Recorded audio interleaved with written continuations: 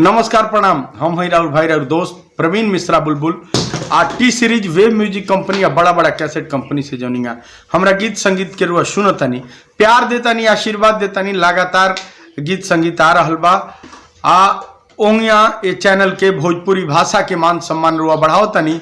आ भोजपुरी भाषा में ई चैनल भोजपुरी बतकही के उहे एपिसोड आज विशेष एपिसोड लेके हम आ गए बानी। तो ऐसे पहले कि ये चैनल के ई एपिसोड हम शुरू करी, रउरा चैनल के सब्सक्राइब करी, शेयर करी, ज़्यादा से ज़्यादा भोजपुरी के मान सम्मान बढ़ाई, अपना भाषा के प्यार दी, आशीर्वाद दी।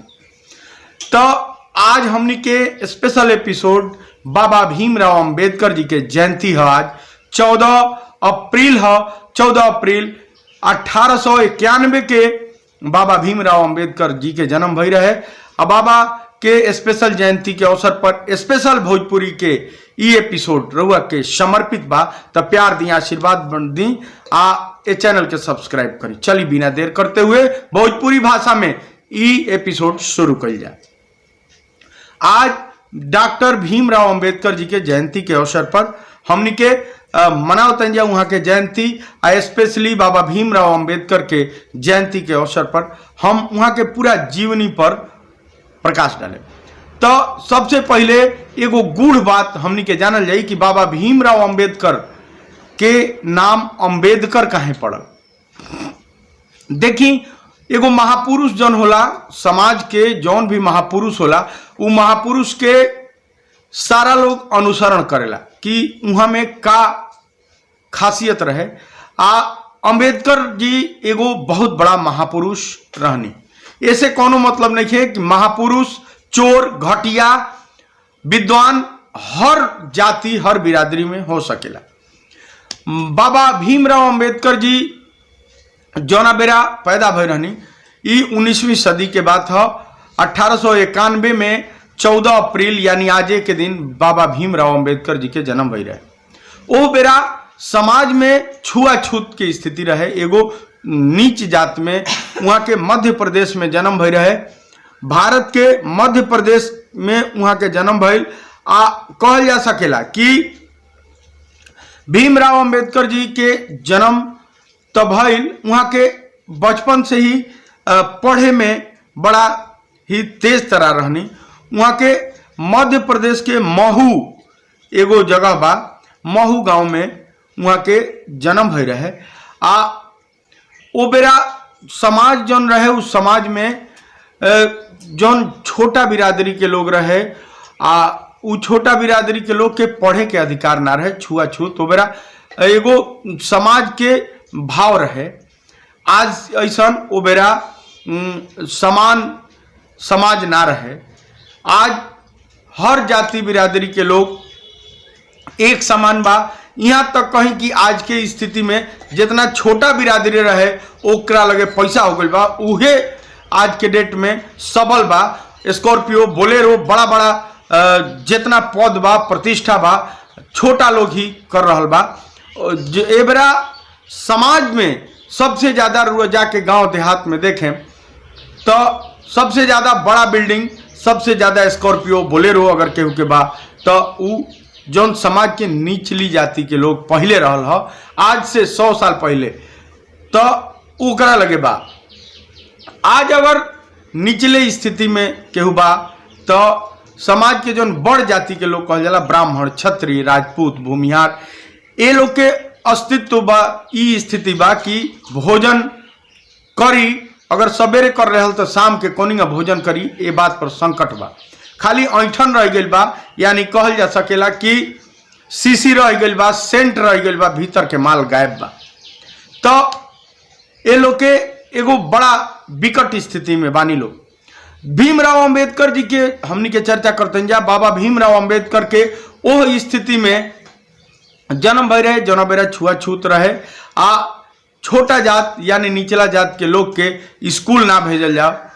ओ बेरा जौन समाज में रहे, ओ बेरा समाज के यहाँ के उ जो छुआछूत के भावना रहे ओकरा के संघर्ष करके आ मिलावे के कोशिश करनी।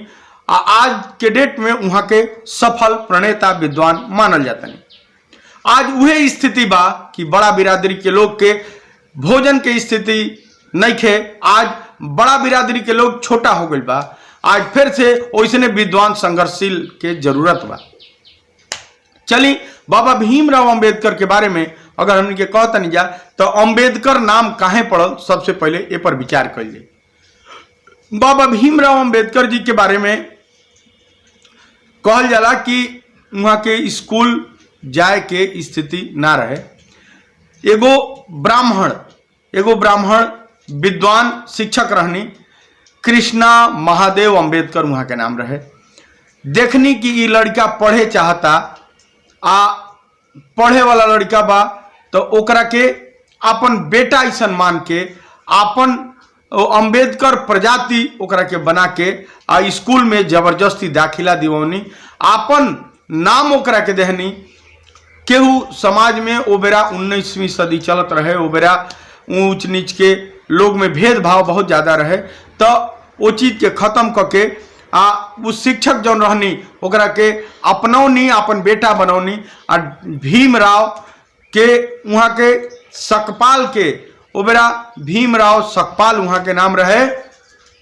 तो सकपाल के हटा के वहाँ के अंबेडकर में लगा देनी आ अपन बेटा मान के कृष्णा महादेव अंबेडकर जी भीमराव अंबेडकर के अपन बेटा मान के स्कूल में शिक्षा दीक्षा देनी, नामांकन करौनी आ धीरे धीरे सारा पढ़ाई के खर्चा देनी। वहाँ के लगातार आज वो विद्वता के प्रखर बनावे में वो एगो बहुत बड़ा एहसान कनी डॉक्टर भीमराव अंबेडकर। आज जो नाम बा उ कृष्णा महादेव अंबेडकर जो शिक्षक रहनी वहां के देन बा। बाद में चल के मात्र 10 साल खातिर जौन आरक्षण लागू भइल, वो आरक्षण के बल पर सामाजिक जौन भेदभाव रहे, ऊंच नीच के जौन खाई रहे, ओकरा के पाटे खातिर मात्र 10 साल खातिर आरक्षण लागू कल गए। बाबा भीमराव अंबेडकर जी के शिक्षा दीक्षा धीरे धीरे बढ़ल।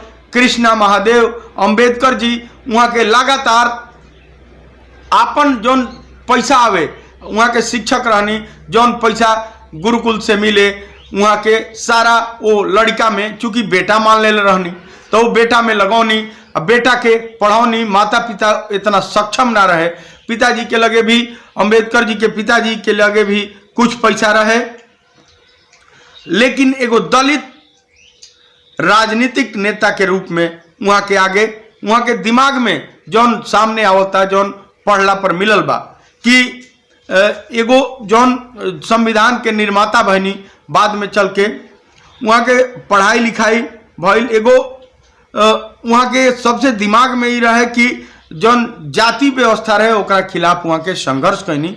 अब भीमराव अंबेडकर जी के बाद में पुरस्कार भारत रत्न के मिलल।